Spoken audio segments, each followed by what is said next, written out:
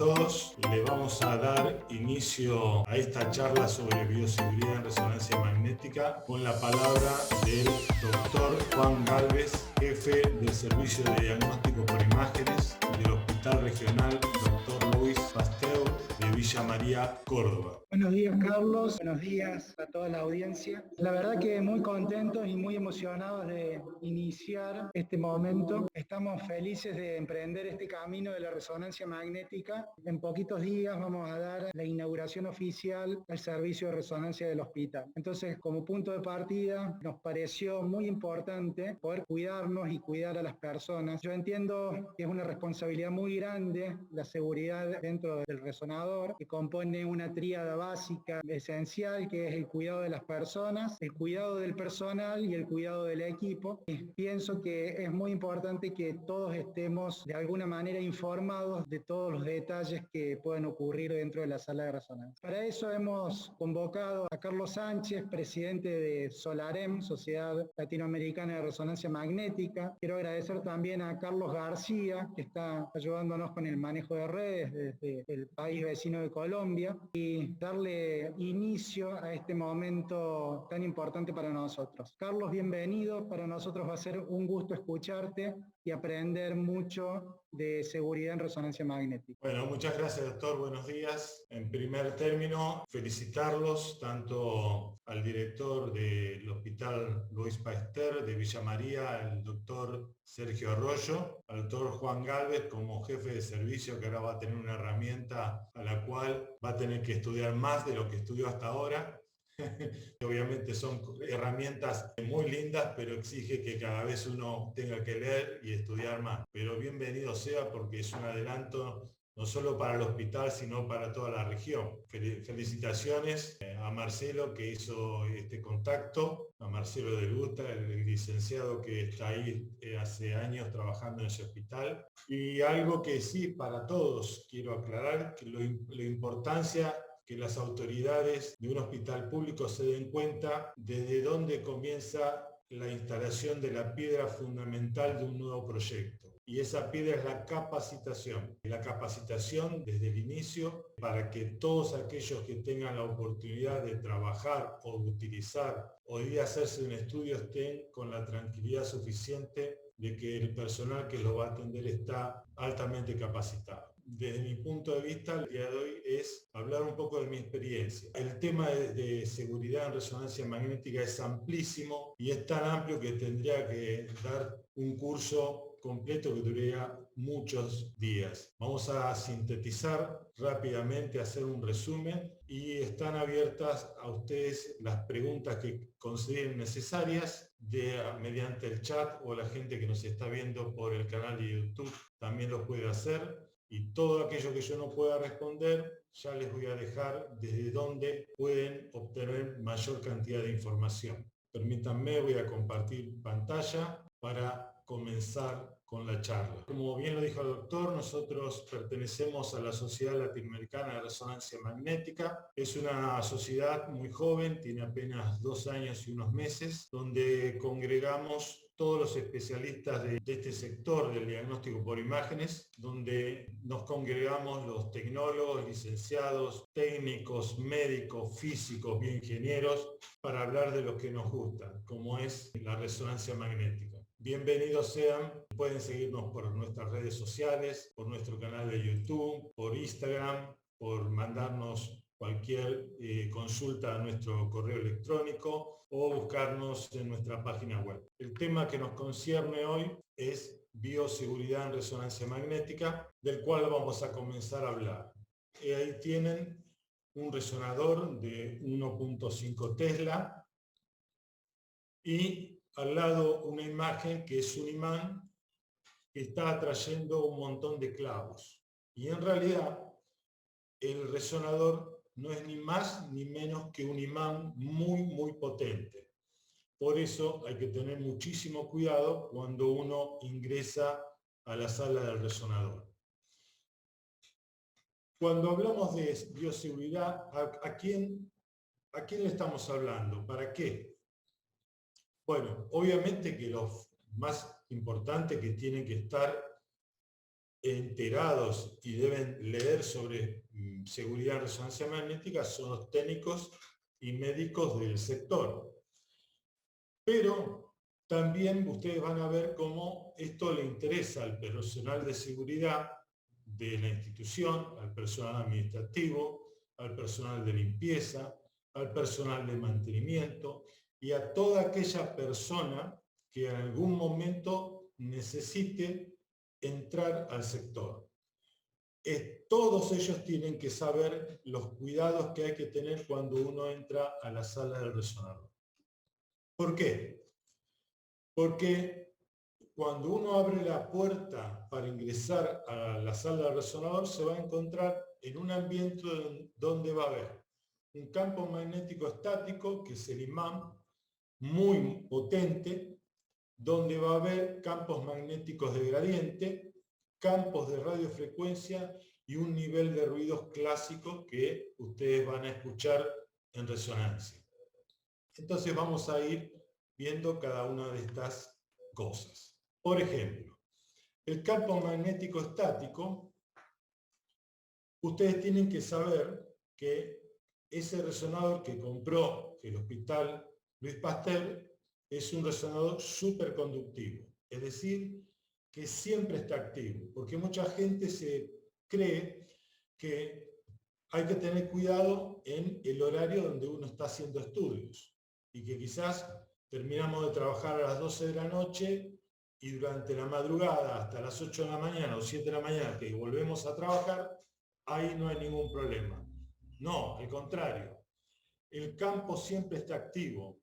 Por eso es importante que todo el personal sepa que tiene que tener cuidado cuando ingresa a la sala. ¿Cuál es ese personal que generalmente ingresa cuando nosotros no estamos? Bueno, primero el personal de limpieza. El personal de limpieza generalmente ingresa al sector cuando los técnicos no estamos trabajando.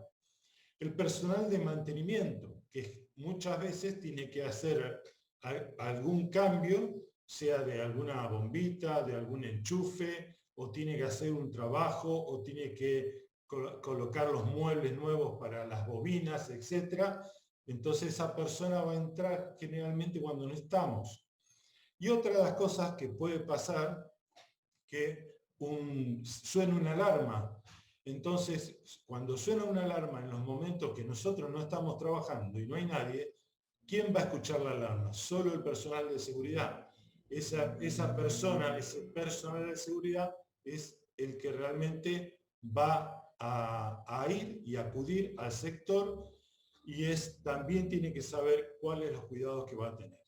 ¿Qué es lo que pasa cuando uno ingresa a la sala? Primero, si yo ingreso con algo metálico o ferromagnético, lo que va a producir el imán es atraerlo, lo va a atraer hacia el resonador. Y ese efecto de traslación, efecto misil, hay que tener en cuenta que a medida que me lo saca de la mano y se vaya acercando al resonador, más velocidad va a adquirir. Y también va a tener una fuerza de rotación sobre el objeto. No es que va directamente en forma lineal.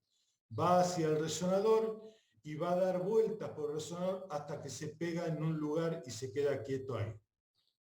Por eso es muy importante saber que todo tipo de metal que ingrese ferromagnético a la sala del resonador es grave, digamos, es muy peligroso porque no solo puede romper al resonador, sino que puede lastimar o hasta matar una persona. Entonces hay que tener muchísimo cuidado con lo que uno ingresa. Seguimos con esto y otra de las cosas que hay que saber sobre el imán es que no va a alterar la temperatura del cuerpo de un paciente. Pero sí lo que hace el campo magnético estático es aumentar la onda T del electrocardiograma. Esto es bueno saberlo, ¿por qué?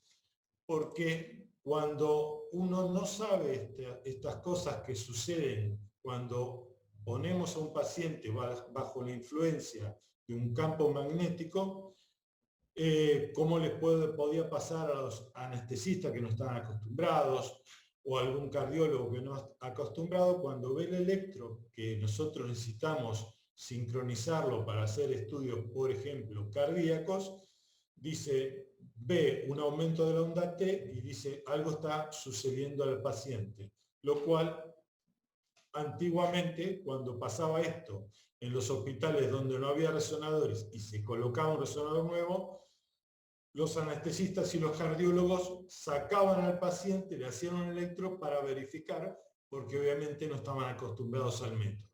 Tengan en cuenta que esto es normal y cuando más alto es el teslaje de su resonador, más aumenta la onda T del electrocardiograma.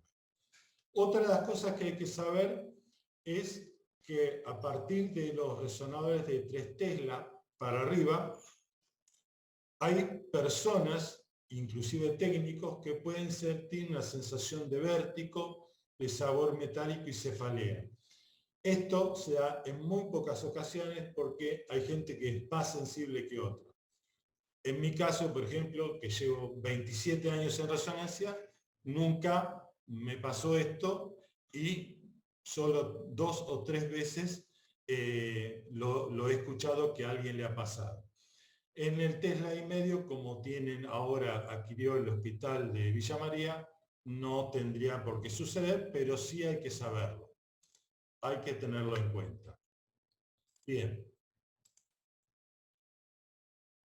Use herramientas. ¿Por qué? Porque el personal de mantenimiento, cuando comienza a trabajar en la sala del resonador, primero para la parte eléctrica, para los enchufes, para cambiar bombitas, o para, por ejemplo, cuando lo llamamos que están armando los muebles en el sector, debe tener en cuenta que las herramientas que utilizan habitualmente no pueden ingresar al sector de la sala de resonancia.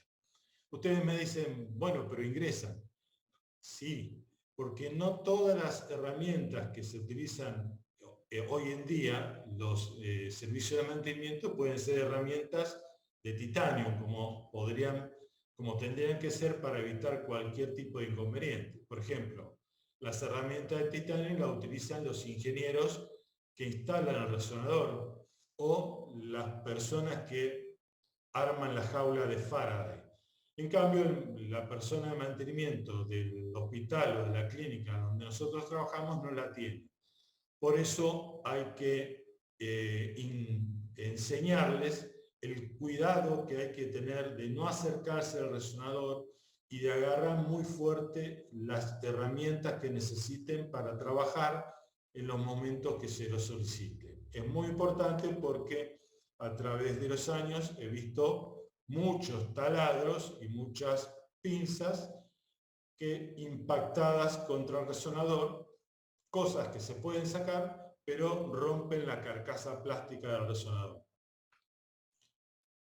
Otra de las cosas habituales que pueden suceder es con el servicio de mantenimiento, y el servicio de limpieza es cuando se ingresa a la sala del resonador para hacer la limpieza. Hay que tener en cuenta que no puede ingresar máquinas como las que ustedes ven, que tienen motores muy grandes y son altamente ferromagnéticos y se pegan, como lo pueden ver, a las paredes del resonador o incluso se meten dentro del túnel. Tengan en cuenta esto porque ustedes dirán, ¿a quién se le puede ocurrir? Pues ocurre. Acá tienen otro ejemplo, cómo se ha metido dentro del túnel. Y acá otra de las cosas habituales que pueden suceder, que son los tubos de oxígeno. Ustedes me dirán, los tubos de oxígeno grandes, a nadie va a entrar con un tubo de oxígeno grande. Se supone que no, pero ha pasado. Pero como existen los tubos de oxígeno pequeños, estos tubos realmente son altamente peligrosos. ¿Por qué? Porque muchas veces vienen en la parte de abajo de las camillas y eso viene todo tapado con las sábanas y las frazadas con las cuales tapan al paciente, no se dan cuenta y cuando ingresan adentro de la sala del resonador, el tubo de oxígeno, que es ferromagnético, sale disparado con un efecto misil hacia el resonador. Y eso es altamente peligroso por dos motivos. Primero, porque es muy difícil sacarlo. En general hay que bajar el campo, rompe las carcasas plásticas y fundamentalmente puede ocasionar graves heridas al paciente o al tecnólogo o al médico que esté entre el resonador y el tubo, e inclusive la muerte, que hay varios casos en el mundo. Otra de las cosas habituales que en general los que trabajamos en el sector no tenemos pinzas ni tijeras que puedan ser ferromagnéticas, pero si nos viene un paciente de terapia intensiva, de la unidad de coronarias, de la guardia, esos pacientes vienen son pacientes de urgencia en los cuales nos solicitan tener el resonador con la disponibilidad, que no esté ocupado.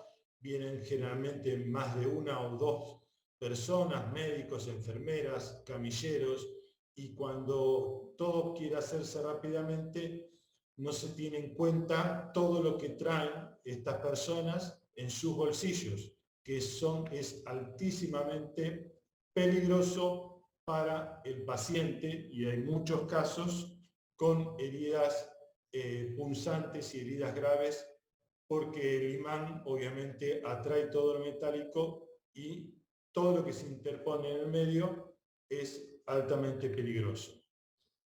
Las sillas de rueda, ustedes saben que las sillas de ruedas que hay que tener son sillas de ruedas de aluminio, plásticas, pero no todo el mundo tiene esa silla de ruedas. Entonces, ustedes me pueden decir, pero yo sé que se entra con silla de ruedas que no son compatibles con resonancia, es cierto, pero hay que tener en cuenta lo siguiente: cuando uno entra a un paciente en silla de ruedas, que es una silla de ruedas que no es de aluminio y plástico y es ferromagnética, uno lo puede entrar hasta la punta de la mesa del resonador, con sumo cuidado y control. Pero a veces la gente se confía porque el paciente está sentado en ella, y cualquier paciente más de 50 kilos, obviamente que la silla de rueda no la va a mover el resonador.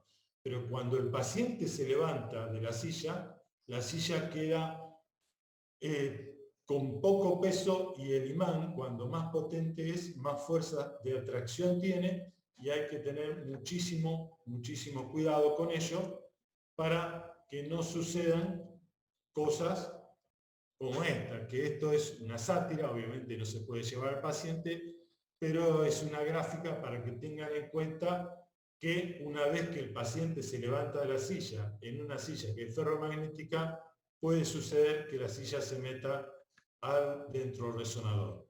Lo mismo pasa con las camillas tienen que ser de aluminio, pero no en todos lados hay camillas de aluminio, y esta es una realidad porque las camillas de aluminio son muy caras y muchos no la compran. Entonces, evitemos entrar con camillas que no sean de aluminio, y si entramos, con los mismos cuidados que les dije que hay que tener con la silla de ruedas. Las mesas, las camillas que no son de aluminio, que son ferromagnéticas, hay que tener mucho cuidado de sostenerla entre dos personas, de si tiene freno, colocar el freno, y cuando se pasa el paciente de la camilla a la camilla del resonador, no soltarla y sacarla rápidamente, porque si no se les va a pegar al resonador. Estas son cosas habituales que pueden pasar todos los días. Nunca dejen nada al azar, no dejen que ningún camillero, enfermero u otro personal del hospital se haga cargo del sostén de silla de ruedas o de camillas, porque si no van a terminar pegadas en el resonador. Esto no pasa, pero fíjense, para que se den cuenta la potencia que tiene un imán, de atraer cosas muy pesadas. Y esto es un ejemplo de una pulidora y aspiradora. Los pisos generalmente son de plástico y cada tanto se pulen y se lustran para que queden lindos. Entonces hay que tener muchísimo cuidado porque los motores de estas máquinas tienen mucho bobinado y corriente eléctrica, los cuales lo hacen muy atractivo a que el imán las absorba. Esto está pegado contra la parte posterior del resonador, rompiendo toda la carcasa, y para poder sacarla no se puede sacar ni con la fuerza de varias personas ni con malacate, porque si tuviéramos un malacate y lo podríamos sacar, correríamos el peligro de romper el resonador y sería mucho más peligroso. En este caso lo que hay que hacer es llamar al service de la empresa que instaló el resonador para bajar el campo magnético y retirar esa lustroaspiradora. También otra de las cosas que se pueden utilizar en la sala de resonador son los monitores. Los monitores, como ustedes ven acá, son monitores muy parecidos a los monitores que se utilizan en quirófano. Existen monitores compatibles con resonancia, que son los únicos que pueden entrar, porque si no, cualquier otro monitor, como el que ustedes ven ahí, se pegaría contra el resonador. Pero los monitores que son compatibles con resonancia sí pueden estar adentro del resonador, pero no pueden estar cerca de lo que es la boca del resonador, porque tienen una alarma sonora y una luz que indica que tienen que estar en la punta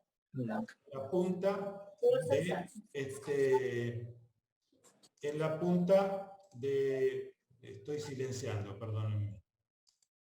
Tienen que estar en la punta del resonador, de la mesa del resonador, porque cuando se acerca más de la línea de 200 Gauss, comienza a sonar una chicharra y una luz titilante que nos está avisando que por más que sea compatible, cuando supera la línea de 200 Gauss, es decir, que se va aproximando a la abertura principal del resonador, se va a atraer y se va a pegar. Así que tengan en cuenta que, por más que sean compatibles, tienen ciertas condiciones de uso.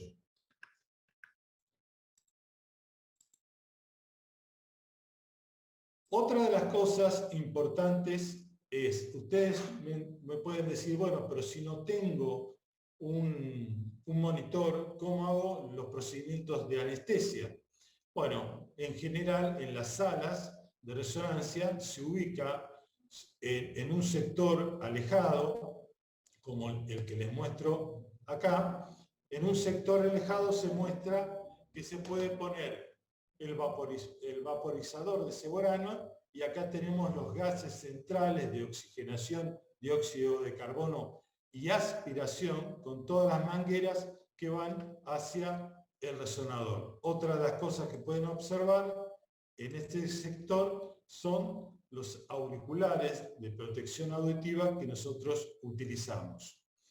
Y esto que ven acá, rectangular, es una boca con un cilindro de Faraday que comunica la sala de resonador con la sala de consola. ¿Para qué sirve eso? Eso sirve porque si por algún motivo los gases centrales tenemos algún inconveniente y no funcionan, las mangueras se pasan por el cilindro de Faraday a la consola, hacia el lado de la consola, donde sí ponemos un tubo de oxígeno grande, ponemos el vaporizador y el anestesista trabaja del lado de afuera y no del lado de adentro de la sala de resonancia. Aquí lo ven en grande. Y otra de las cosas importantes que les muestro es esta. Esto no es un tubo de oxígeno, sino es un matafuego. Cualquier corto o problema de circuito eléctrico que produzca un incendio dentro de la sala de resonador no se puede entrar con un matafuego convencional. Entonces hay que tener un matafuego que sea de aluminio, como el que ustedes ven acá, y de esa manera están tranquilos de no tener ningún tipo de inconveniente. Ahora pasemos a los campos electromagnéticos variables en el tiempo, que es el sistema de gradientes. ¿Y qué es un gradiente? Ustedes no lo van a ver porque está dentro del túnel. Esto que ven acá es una bobina de gradientes que va introducida dentro del túnel. Esto no lo ven porque obviamente están las carcasas plásticas. Lo que sí hay que saber de los gradientes es que están activos nada más que durante la adquisición. Es decir, cuando ustedes escuchan el ruido, es que estamos trabajando, están las secuencias adquiriéndose. Lo que pasa con los gradientes, como son corrientes eléctricas que van desde un extremo al otro del túnel resonador, estas corrientes eléctricas producen una variación del campo magnético a través de la distancia y el tiempo, que puede producir fallas o mal funcionamiento en los distintos dispositivos eléctricos que puedan entrar al resonador. Pero fundamentalmente, lo que puede producir es estimulación nerviosa periférica. ¿Qué significa esto? Que el paciente puede sentir que se le mueve la mejilla o el muslo, que son los lugares donde más puede sentir que tiene un movimiento muscular involuntario y entonces lo puede expresar. ¿Esto pasa en forma seguida? No. Pero hay gente que es más sensible que otra. Lo importante es saber que si alguien nos indica que sintió esta estimulación nerviosa periférica, tranquilizarlos, decirles que puede suceder porque es más sensible que el resto de la gente y no va a pasarle absolutamente nada. Otra de las cosas que también nos puede decir un paciente es que ve flashes de luz, y esto es producto de los magnetofosfenos, que es la estimulación como respuesta fisiológica de la retina a estos campos electromagnéticos de gradiente que están estimulándola. Entonces, esto no se preocupen, también pueden escuchar que el paciente se lo digan, tranquilícenlo que no pasa absolutamente nada. ¿Por qué decimos que no pasa nada cuando existe estimulación de nervios periféricos? Porque nuestro software, nuestro equipamiento, nos da la posibilidad de controlarlo. Y esto se establece de la siguiente manera.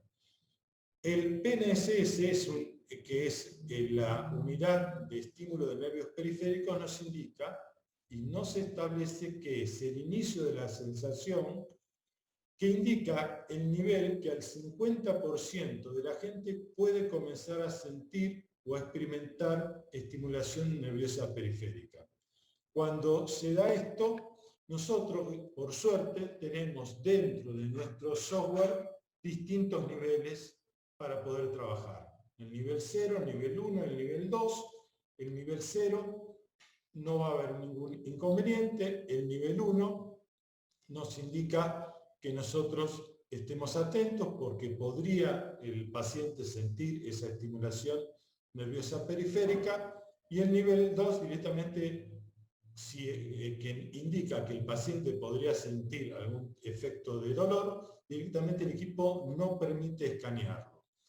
¿Cómo hace esto el equipo? Esto va a depender obviamente de los parámetros de nuestra secuencia. Esto tiene que ver con el campo de visión que utilicemos, con el tiempo de repetición, con el tiempo de eco, con el tipo de secuencia que utilicemos, con la antena y con la potencia que tengan nuestros gradientes. Así que no hay que preocuparse porque el tecnólogo puede manejar todo este sistema y esto evita que el paciente pueda sentir cualquier molestia o dolor. Otro de los temas que hay que tener en cuenta es la que nosotros trabajamos con radiofrecuencia. Y la radiofrecuencia está activa durante la adquisición. Es decir, cuando estamos escaneando está la radiofrecuencia en actividad. ¿Y cuál es lo primero y lo que más hay que tener en cuenta? Que la radiofrecuencia que induce corrientes eléctricas por el campo de radiofrecuencia, lo que puede hacer es elevar la temperatura corporal y fundamentalmente puede producir quemaduras en los pacientes si no tenemos los cuidados correspondientes y que marcan la seguridad. Es decir, lo principal de la radiofrecuencia es el aumento de la temperatura corporal. ¿Y cómo sabemos y evitamos que el paciente sufra aumento de temperatura o que pueda sufrir algún tipo de quemadura? Mediante la unidad conocida como SAR, que es la tasa de absorción específica, que es un parámetro que tenemos en nuestro software, los tecnólogos, que es como una dosimetría de la energía de radiofrecuencia que se va a depositar en el tejido del paciente.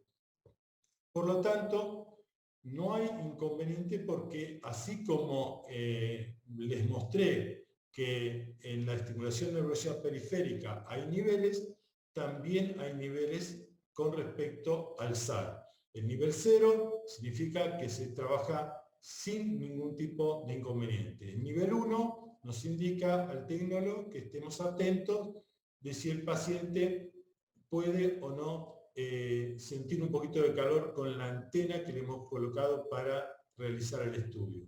Y el nivel 2, obviamente, directamente no nos permite trabajar y nos obliga a cambiar los parámetros. Los equipos más modernos de hoy, con inteligencia artificial, directamente modifican los parámetros por sí solos y bajan los niveles de SAR para que directamente inclusive esté sin que nosotros tengamos que hacer modificaciones manuales con respecto a los parámetros. Lo más importante de esta tasa de absorción específica es no solo el equipo que utilizamos, sino el sistema de gradientes, la antena que utilizamos, el FOB, el tiempo de repetición, el tiempo de eco, que estamos utilizando en nuestra secuencia. ¿A qué le falta un solo dato? Que es el peso del paciente. Por eso es fundamental y es una exigencia de todos los equipos que coloquemos el peso del paciente. No hay que mentirle el peso del paciente, porque si mentimos en el peso, lo que va a suceder es que va a ser un mal cálculo y ahí sí ponemos en riesgo al paciente de elevar su temperatura. Por lo tanto, es fundamental saber el peso del paciente. Dentro de la sala se debe trabajar con temperaturas menores a 24 grados y con humedades menores a 60 grados. Y esto también es importante porque si trabajamos no anda el aire acondicionado y la temperatura es superior a los 23-24 grados, o no andan bien los extractores de humedad y tenemos alta humedad, modifican el SAR y eso perjudica también los cálculos y al paciente.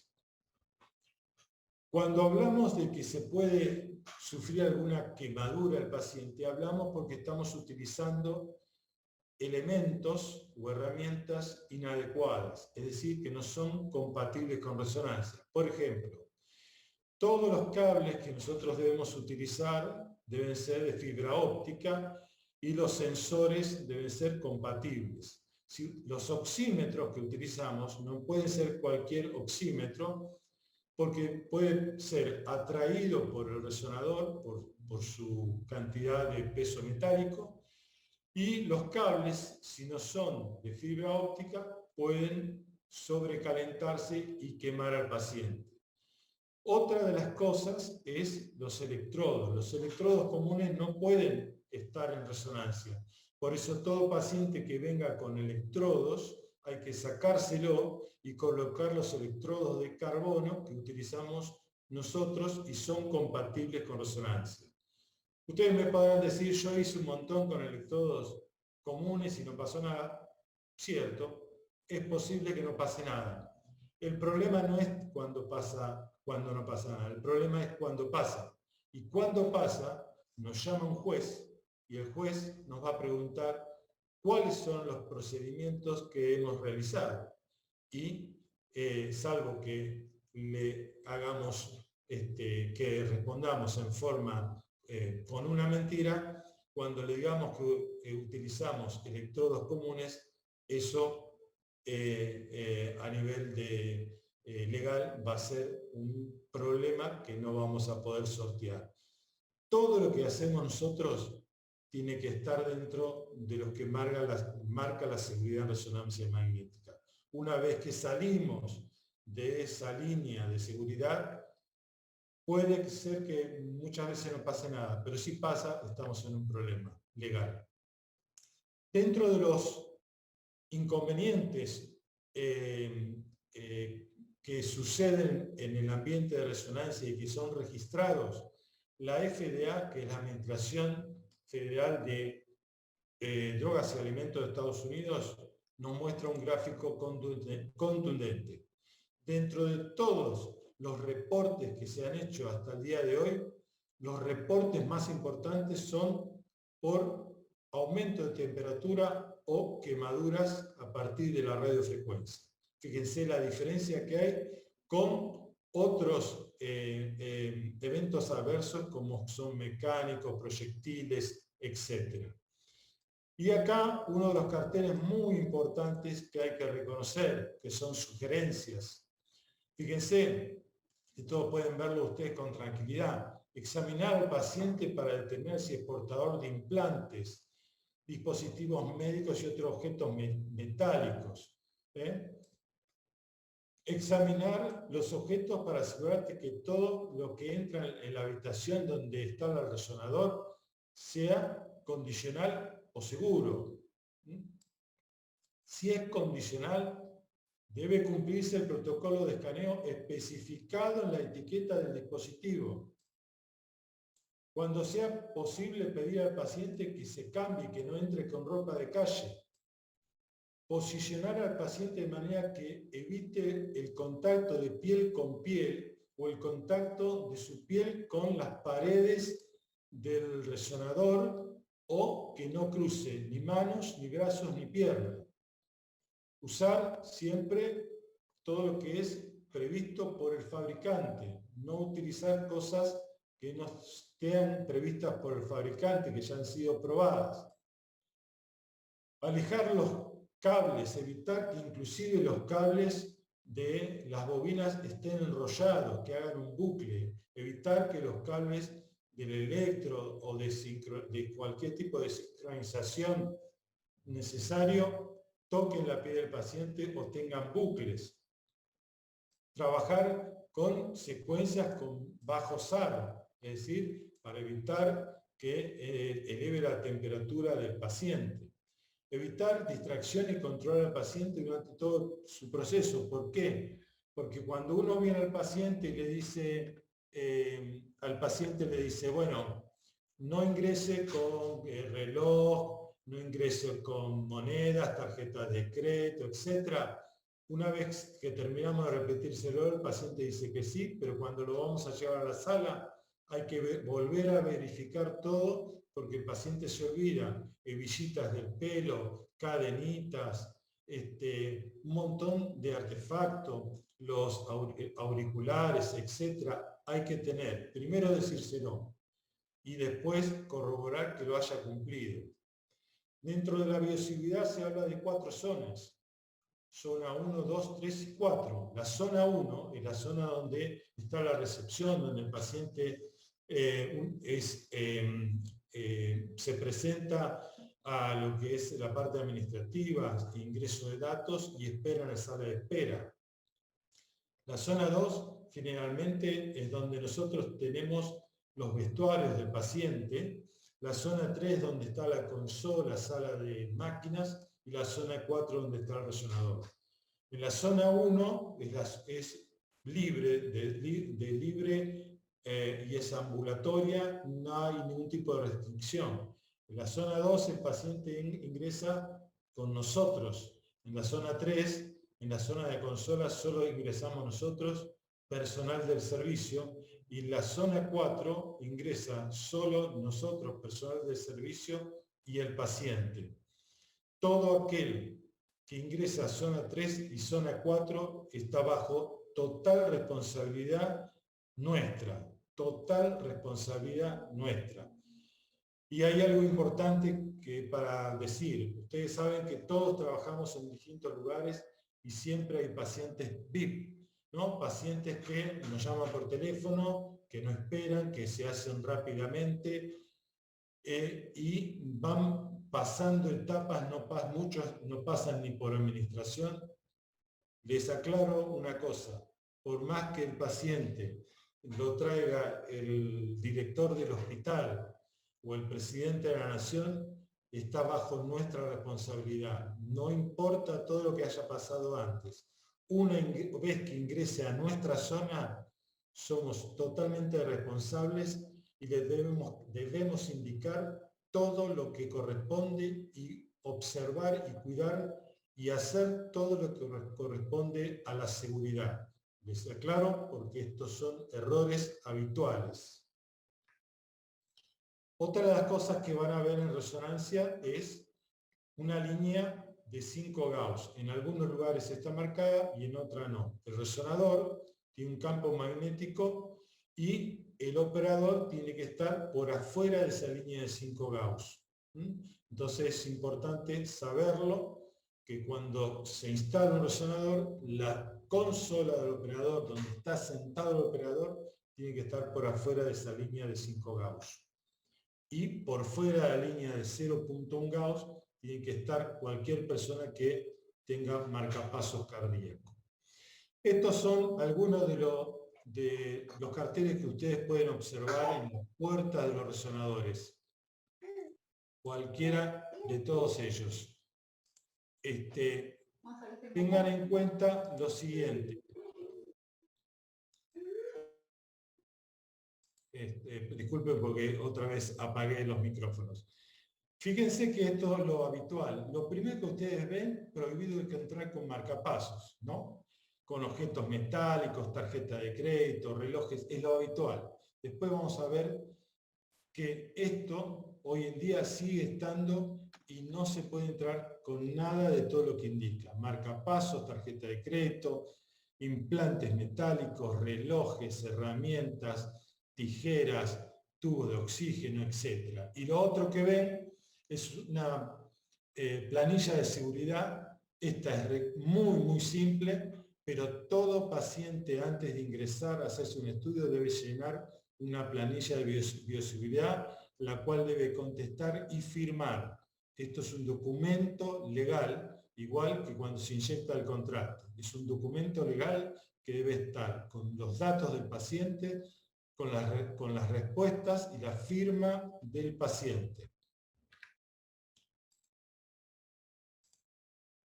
Bien, ¿cuáles son las terminologías que utilizamos en resonancia? Fíjense los símbolos. Lo que dice, seguridad completa, es decir, cualquier objeto que puede entrar libremente al sector de donde tenemos el resonador. Después tenemos el otro símbolo que nos indica seguridad condicional, que puede ser cualquier objeto o implante que es seguro siempre que cumplamos las condiciones en las cuales fue probada. Entonces, debe ingresar y puede hacerse el estudio si cumplimos con esas condiciones que han sido probadas por la empresa proveedora. Y el último es el símbolo de no seguro. Estos elementos, objetos, implantes no pueden ingresar a la sala de resonancia. Cuando uno ve los carteles dice no puede ingresar marcapasos, desfibriladores, implantes cocleares, neuroestimuladores, estimuladores de crecimiento óseo, bombas de infusión, catéteres Swan-Ganz, implantes dentales imantados, implantes oculares magnéticos y todo dispositivo activado magnética, eléctrica o mecánicamente. Esto es lo que indica un cartel de ingreso. Después veremos si hay algunas excepciones. Los metales que no pueden ingresar o si ingresan hay que tener muchísimo cuidado son aleaciones de cobalto, hierro, aleaciones de níquel y acero. No deben ingresar o si ingresan hay que tener muchísimo cuidado porque tienen efecto de atracción por el imán y efecto misil, altamente peligroso. Los metales que no son magnéticos, que sí pueden estar dentro de la sala, son el aluminio, el oro, el titanio, bronce, cobre, algún tipo de acero inoxidable, eso no es seguro, habría que probarlo con un pequeño imán antes de ingresarlo, y la plata. Lo que nos quedaba era el nivel de ruido. Ustedes saben que el resonador cuando está trabajando hace ruido. Esto es producto de la vibración de los gradientes cuando pasa la corriente eléctrica. Esto está activo durante la adquisición, es decir, mientras estamos escaneando. Lo habitual es que tengamos entre 80 y 110 decibeles y puede ocasionar hipoacusia temporaria, lo mismo que si ustedes trabajan en una fábrica textil, en una fábrica metalúrgica o si están en el centro de la ciudad o si van a ver un recital de música. Eso es hipoacusia temporal. Para eso nosotros tenemos protectores auditivos, desde tapones de alta densidad hasta auriculares comunes, auriculares que son proveídos por las empresas de cada una de las marcas. También hay técnicas de señal en fase opuesta y hay técnicas nuevas que reducen drásticamente los ruidos que ustedes escuchan en resonancia. El nivel de ruido común está entre 65 y 190, 110 decibeles. El ruido va a aumentar cuando tengamos este tipo de parámetros, disminución del grosor de corte, FOB, tiempo de repetición, tiempo de eco, la intensidad de los gradientes, etc. La FDA nos indica que nos permite trabajar con campos de 3 Tesla y hoy en día hasta 7 Tesla, donde las tasas de absorción específica no debe superar los 4 gramos por kilogramo para todo el cuerpo y no más de 15 minutos, que el ritmo de los gradientes no debe dar ningún tipo de incomodidad o estimulación dolorosa al paciente y que los ruidos nunca deben ser superiores a los 140 decibeles. Por lo tanto, hoy tenemos en nuestro software todas las herramientas para que el paciente pueda hacerse un estudio sin ningún tipo de problema. Solo depende del tecnólogo y de su capacitación. Ejemplos: dispositivos compatibles, prótesis valvulares. Hoy en día todas las prótesis valvulares pueden hacerse, los pacientes que tengan esta prótesis pueden hacerse estudios. ¿Por qué? Porque se ha probado hasta en las más antiguas que todo tipo de prótesis, la fuerza del campo magnético no es superior a la fuerza ejercida de la presión propia del corazón entre sístole y diástole. También se pueden hacer pacientes que tengan anillo de anuloplastía. También se pueden hacer pacientes con stent coronarios. Todos los stent coronarios de los últimos 20 años son todos compatibles con resonancia, inclusive en los grandes centros que atienden pacientes coronarios se están haciendo estudios al día siguiente de haberle colocado un stent, para que tengan idea, ¿no? También los COI de posembolización para los que son aneurismas, también se pueden desarrollar al día de hoy estudios de resonancia magnética.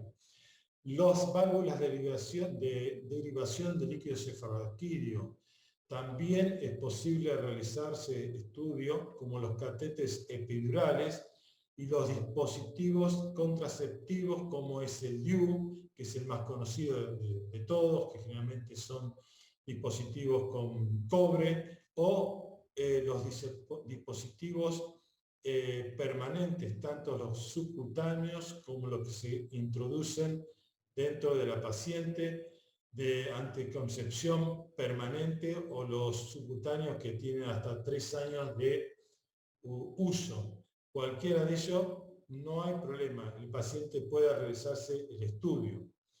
Con respecto a los implantes dentales, los brackets, obviamente si hay brackets que son compatibles y no dan ningún tipo de artefacto, hay otros que sí dan artefacto. Lo mejor sería, obviamente, si el artefacto que se lo pudiera sacar, que viniera sin los brackets. Pero si no lo puede sacar y no nos perjudica el estudio, no hay ningún inconveniente. Se puede realizar el estudio igual que con cualquier implante dental. Lo único que nos dan son artefactos, algunos, otros no. Los piercing, todo lo que se pueda sacar, mejor. Si no se puede sacar, se puede realizar teniendo los controles de visual y auditivo de que no sufra ningún tipo de sensación de calor el paciente. Es mejor sacarlo para evitarlo y para evitar artefactos. También los estimuladores de crecimiento óseo. Hoy en día hay muchos estimuladores que son compatibles. En los últimos años se han desarrollado y se pueden utilizar. Con respecto a los tatuajes, también se puede hacer cualquier paciente con tatuajes. ¿Cuál es el cuidado? Que hay ciertos tatuajes o delineadores permanentes que pueden elevar la temperatura regional. Por eso tenemos que tener un control visual y auditivo fundamentalmente, bajar el SAR en nuestras secuencias y tener contacto directo con el paciente para que nos diga que si siente algún aumento de temperatura regional, entonces suspender el estudio. Pero en general no hay mayor inconveniente. Las prótesis de cadera, de rodilla, las prótesis de columna, en general, todas las prótesis que se están utilizando hoy se pueden hacer una vez que estén implantadas y después de las 6 semanas se puede hacer el estudio y lo que hay que tener en cuenta que si son compatibles no hay problema. Si son tipo ferromagnéticas hay que bajar el SAR y estar en contacto con el paciente por si siente alguna sensación de aumento de temperatura. Nada más. Después de 6 semanas no hay problema. Con respecto a los marcapasos, como les dije anteriormente, el cartel dice prohibido, pero en los últimos años yo realicé el primer marcapasos cardíaco condicional en resonancia en el año 2011. Entonces, los marcapasos cardíacos, los desfibriladores automáticos implantables, se pueden hacer en resonancia siempre y cuando sean condicionales y realizando el estudio con las características y recomendaciones estrictas que nos indica el proveedor de cada uno de ellos. Por eso debemos saber la marca, el modelo y ver la bibliografía. En general, hoy en día, como son compatibles y condicionales para resonancia, en la mayoría de los casos lo único que hacemos es, una vez que verificamos que es condicional y vemos cuáles son los requisitos, le indicamos al electrofisiólogo que lo ponga en programación RM, se realiza el estudio y cuando sale vuelve al electrofisiólogo a colocarlo en la programación habitual indicada por su especialista. Los clips, en la mayoría hoy en día son todos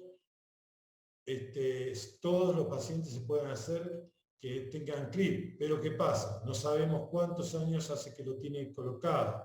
Entonces siempre hay que leer y pedir qué tipo de clip tiene, cuándo se lo colocó, modelo, y hacer las investigaciones y las lecturas del caso para evitar problemas. Los clips que se están utilizando en los últimos, después de la década del 2000, los últimos 15 años, todos son compatibles con resonancia, pero ante la duda, en resonancia no existen las dudas. Siempre es necesario verificar los datos. Los implantes mamarios se pueden realizar. Ahora, cuando son expansores de tejido mamario en aquellas pacientes post cirugía, los expansores en la mayoría tienen un puerto magnético. ¿Para qué? Para que cuando la aguja se va a colocar para inyectar la solución salina u otro tipo de sustancia, no pinchar la prótesis y entrar directamente en el puerto. Entonces, por eso ese puerto magnético es una mejora para el procedimiento, pero está contraindicado para realizarse en resonancia magnética. Por lo tanto, cuando venga el expansor mamario hay que leer bien. Solo uno de los expansores mamarios no tiene puerto que contiene imán.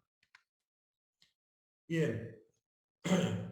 Otra de las cosas son implantes oculares para el glaucoma, que tienen ciertas condiciones. Hay alguno que puede ser condicional. El resto está contraindicado. Por eso hay que leer muy bien cuál es el tipo de implante que nos llega al paciente. Lo mismo que los implantes auditivos, hay algunos que se pueden utilizar como el sistema DAJA de audición, ese es compatible, pero hay otros que tienen implantes magnéticos y esos no están contraindicados. Así que, ojo, hay que ver muy bien cuáles sirven y cuáles no. Y contraindicados están los implantes cocleares. Los implantes cocleares en general, salvo uno solo, los demás están contraindicados. ¿Por qué? Porque tienen imanes dentro del cráneo del paciente y entonces no pueden entrar a la resonancia. Hay uno solo que tiene un dispositivo externo que se puede extraer, se puede realizar el estudio y después volver a colocar porque es externo. Tampoco pueden entrar los catéteres Swan-Ganz porque tienen puntas metálicas y el calor por RF, inducción eléctrica, puede causar quemaduras, una especie de ablación en el lugar donde está colocada. Así que los catéteres Swan-Ganz o de punta metálica no pueden ingresar. Tampoco pueden ingresar las bombas de infusión ni las bombas de insulina. Estas tienen que quedar afuera de resonancia. Acuérdense, muchas son chiquitas y portátiles. Ojo con eso, no pueden ingresar a la sala de resonancia. Tampoco pueden ingresar cuando encontramos elementos metálicos en zonas vitales, como por ejemplo esta esquirla, este cuerpo extraño en los globos oculares. Entonces, cuando viene un paciente con algún tipo de bala, algún tipo de metal, en el cuerpo hay que corroborarlo mediante radioscopía o placa radiográfica para observar si está en una región vital. Si está en una región vital, no se puede realizar. Por eso pasa con las balas. Las balas, todos dicen, tiene una bala, son todas balas de plomo, no hay ningún problema. No, señor. Las balas comunes son de plomo, pero no hace falta tener una bala de guerra, que obviamente tiene puntas de acero, sino que muchas de las cosas que suceden y que vemos habitualmente de grupos armados o los grupos, por ejemplo, del narcotráfico que combaten contra grupos de élite de la policía, no utilizan balas de plomo. Entonces, porque tienen que atravesar chalecos de bala. Entonces, cuando viene algo con una bala, hay que estar muy seguro de qué tipo de bala y de la región. Si está en una región vital, no se puede hacer. Si está en otro tipo de región que no sea vital, no habría problema, pero hay que chequearlo. Otra de las cosas que tenemos en resonancia es que si hay un problema de algún cortocircuito, tenemos varios botones dentro de la sala y en las consolas del tecnólogo, que son un botón que nosotros al al oprimirlo, apaga toda la parte eléctrica del resonador. De esa manera la camilla queda libre, se apagan los gradientes y se apaga todo el sistema de RF.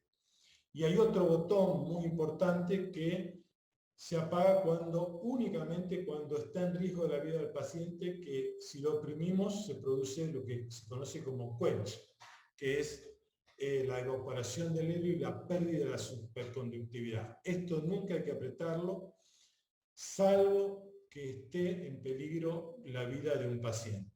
Si no, si se nos metió algo, una silla de rueda, un tubo de oxígeno, y no está en peligro la vida del paciente, hay que llamar a la firma proveedora para que baje el campo en forma manual y restablezca el campo una vez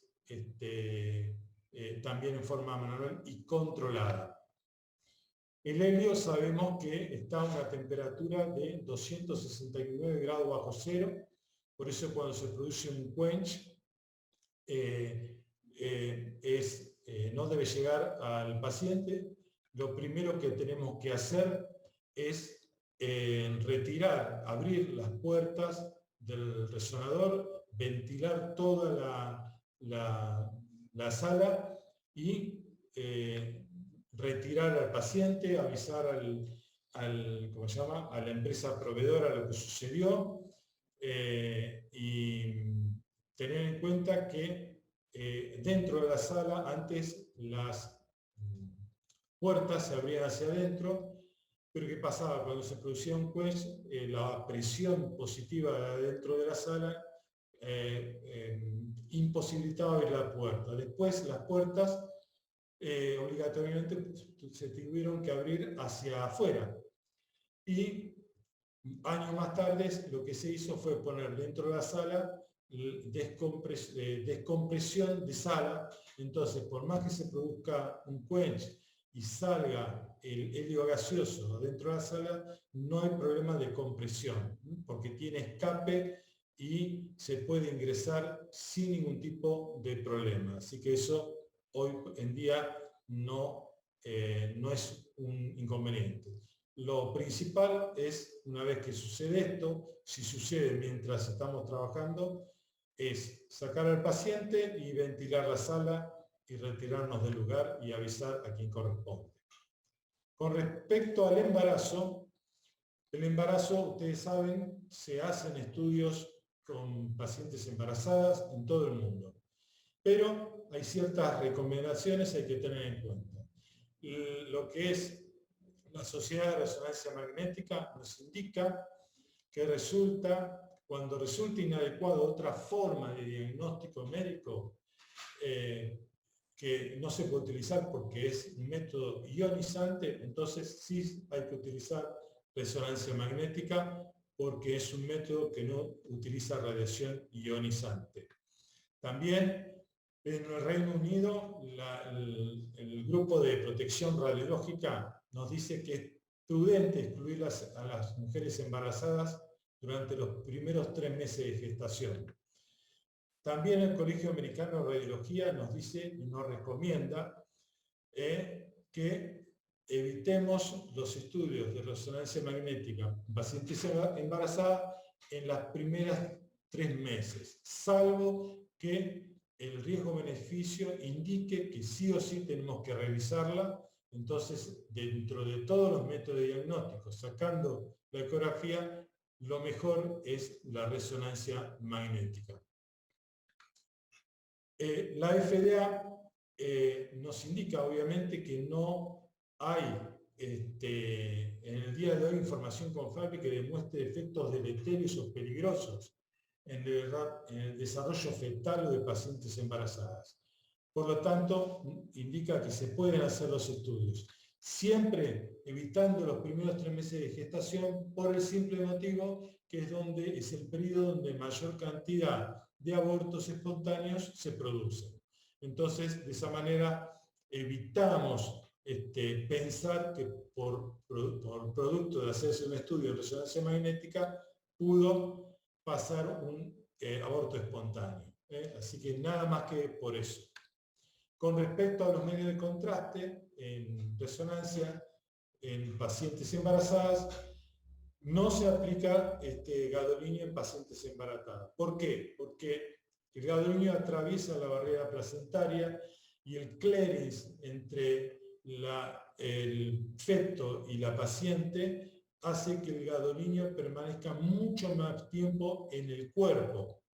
Entonces, para evitar esa retención de gadolinio, se exige que no se inyecte gadolinio en pacientes embarazadas.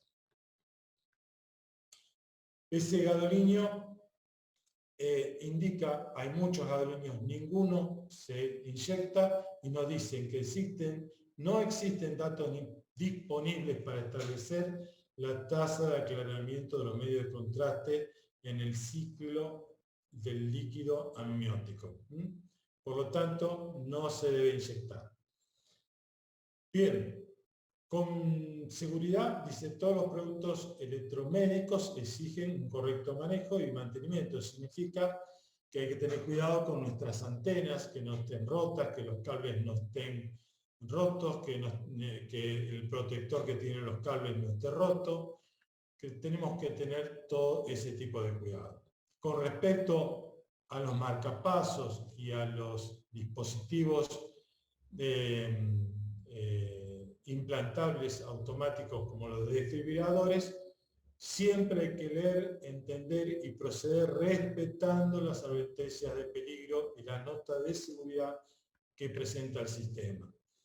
Los primeros marcapasos que se permitió hacer estudios de resonancia magnética eran condicionales, pero dentro de esa condicionalidad había zonas de exclusión como les muestro. No se podían hacer estudios de resonancia en la zona torácica. Eso estaba excluido. Se podía hacer de cerebro y se podía hacer de la pelvis hacia abajo. En cambio, los nuevos marcapasos y dispositivos como los desfibriladores nuevos son full body. Significa que yo puedo hacer estudios a pacientes con marcapasos desfibriladores implantables de cualquier parte del cuerpo siempre y cuando cumpla con todos los requisitos que me indican las características de ese dispositivo. También ustedes pueden corroborar que no solo el marcapasos o el desfibrilador, sino que las guías que conectan al marcapasos con el corazón sean condicionales para el uso de resonancia magnética. Y existen logos que ustedes pueden ver tanto en el cuerpo del marcapaso como en las guías de los mismos. Como les dije antes, en los estudios de hoy de full body para el marcapaso y desfibriladores, el paciente pasa primero por el electrofisiólogo, mediante un sistema de programación lo programa para MRI y después, cuando sale de hacerse el estudio, vuelve a programarlo según el programa preestablecido. Acá tienen algunos de los ejemplos de marcapasos full body que existen al día de hoy. Y dentro de ellos, como les comentaba, va el electrofisiólogo, se hace el estudio y vuelve el electrofisiólogo. Hoy en día también existen automáticos, es decir, va el electrofisiólogo, lo coloca en MRI, se hace el estudio y cuando sale del estudio automáticamente pasa a la programación preestablecida previamente.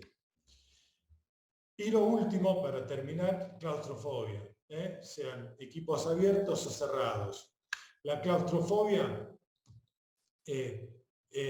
mucha gente nos dice que tiene claustrofobia, pero una cosa es que no nos guste un espacio cerrado o que hay mucha gente, y otra cosa es cuando directamente eso nos impide realizar un estudio.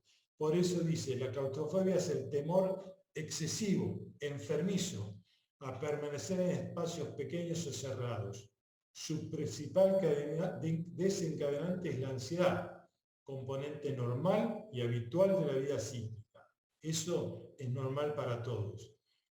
Sin embargo, cuando estos temores normales se transforman en crisis, llegan a impedir al desarrollo de la vida normal, entonces ahí hablamos de una fobia. Por eso, acá le agradezco a un amigo mío que hizo de modelo. Fíjense cómo mira un paciente el momento de ingresar al túnel resonador. Esto va a depender de nosotros. Hay muy pocos realmente pacientes claustrofóbicos. ¿Por qué? La diferencia entre un abierto y un encerrado en el día de hoy es mínima. Los superconductivos al día de hoy son equipos de túnel mucho más cortos que los resonadores antiguos. Y encima tienen la posibilidad de tener un túnel muy iluminado, muy aireado y hasta diámetro de 70 centímetros. Inclusive, los estudios que más fobia le pueden dar a un paciente son los estudios de cráneo y cervical y hombro. Y esos estudios en un equipo abierto también necesitan colocarles una antena y están debajo de los polos magnéticos. Es decir, que entre la nariz del paciente y el polo magnético hay menos distancia en un equipo abierto que en un equipo cerrado. Así que lo que hay que hacer es escuchar a la gente y entenderla. Y solo el 1 al 1.5% de la gente es realmente claustrofóbica. Les dejo como consulta, antes de pasar a las preguntas, pueden hacer consultas sobre seguridad en estos lugares. En la página de mrisafety.com del Dr. Sherlock, o en el Colegio Americano de Radiología, o en la FDA, o en estos grupos que es el Instituto de Seguridad de Resonancia Magnética, o en MagResur, que también es el mundo de seguridad de resonancia magnética. En cualquiera de ellos pueden encontrar toda la información que ustedes necesiten. ¿Para qué? Para que cuando les toque un paciente con algún dispositivo implantado, puedan entrar a alguna de estas páginas y consultar modelo, marca, modelo y año. Y ahí le va a decir si es seguro, condicional o está contraindicado, no seguro. Por último, les dejo para mí las 3 personas que más saben de seguridad en el mundo. El doctor Frank Sherlock, el doctor Emmanuel Canal y el doctor Tobias Schill. Ellos pueden seguirlos.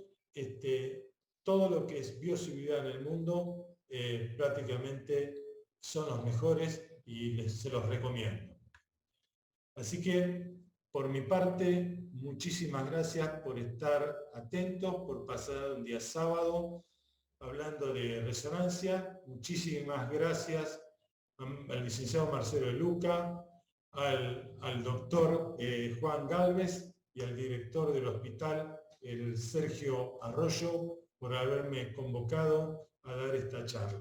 Muchas gracias a todos y ahora sí abrimos los micrófonos para las preguntas que crean necesarias.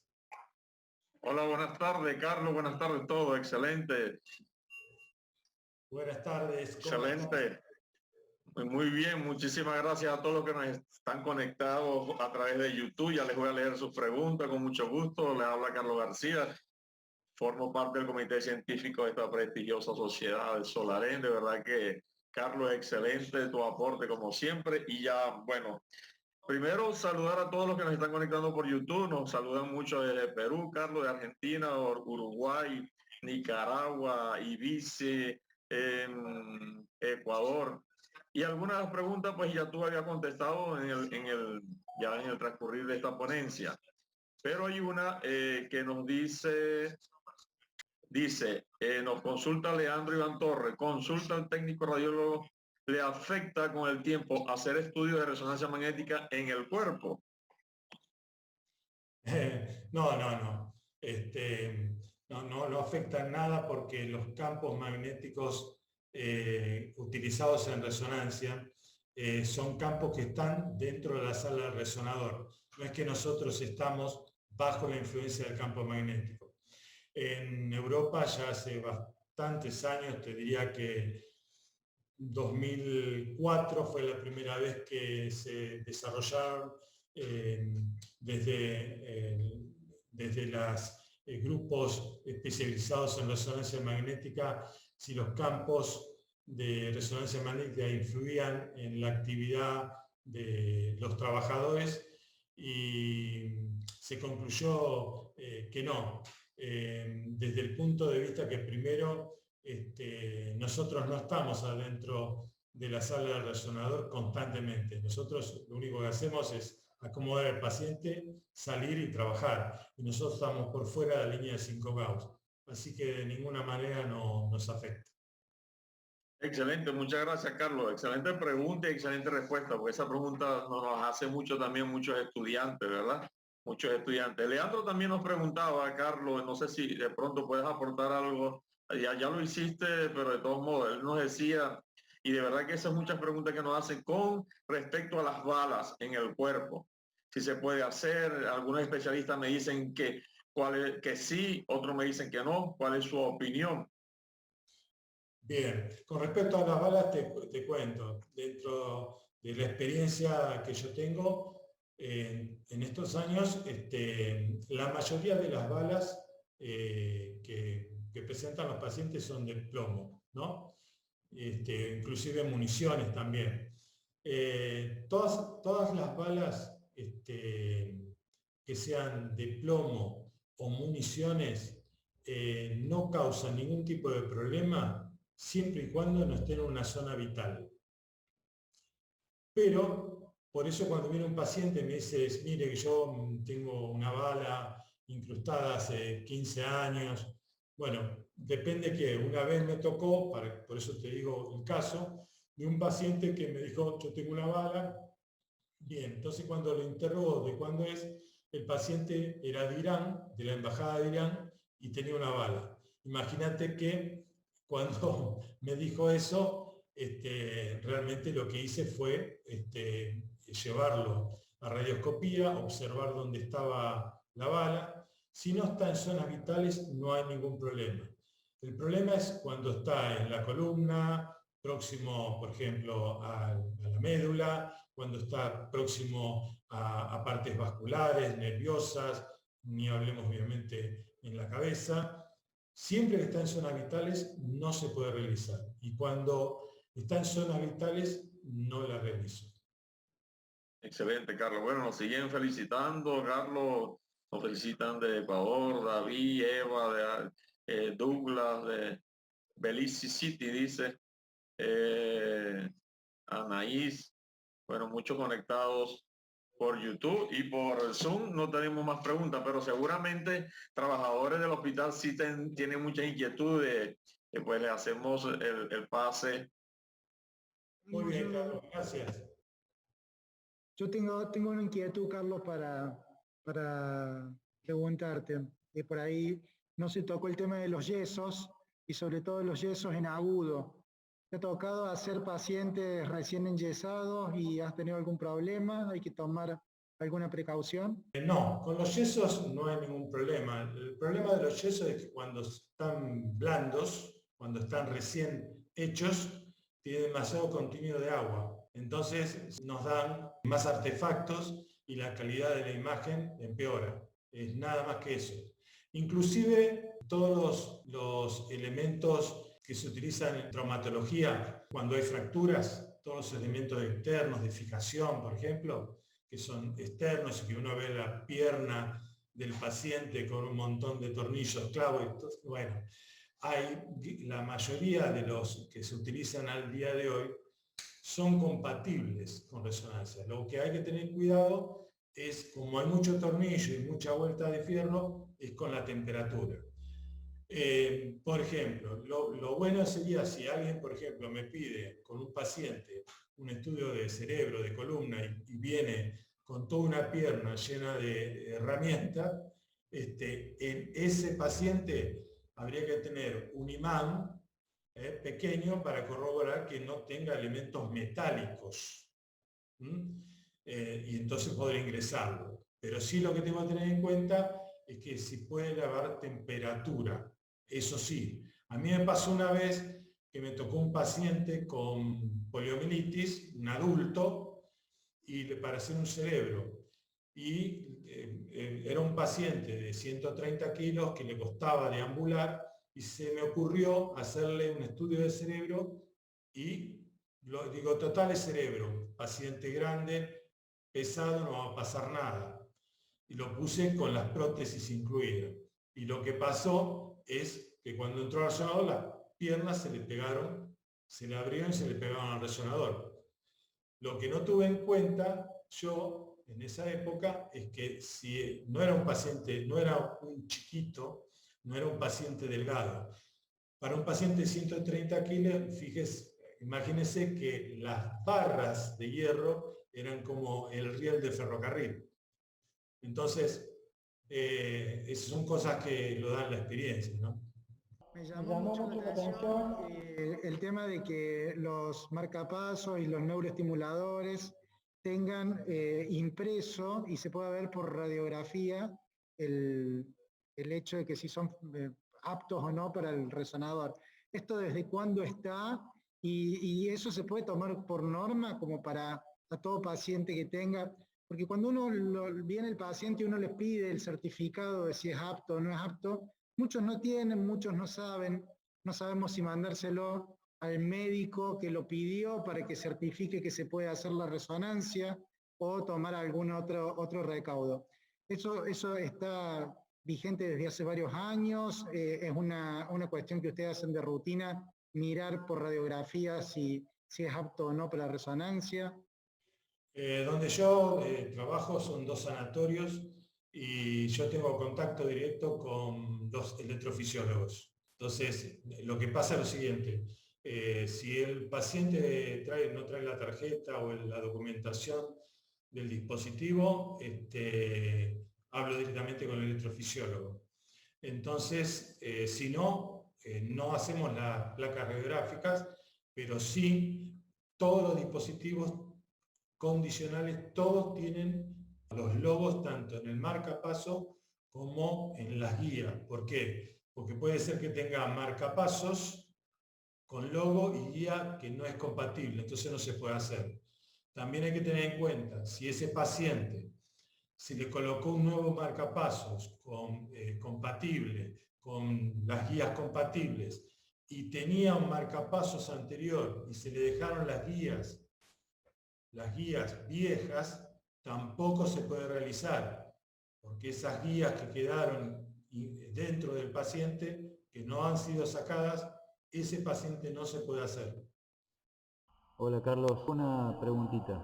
En base a tu experiencia, ¿los lentes de contacto comunes y corrientes revisten algún riesgo para el paciente? ¿Se pueden deformar? ¿Hay que evitarlos? ¿Hay que sacarlos sí o sí? Los lentes de contacto hay que sacarlos por el siguiente motivo.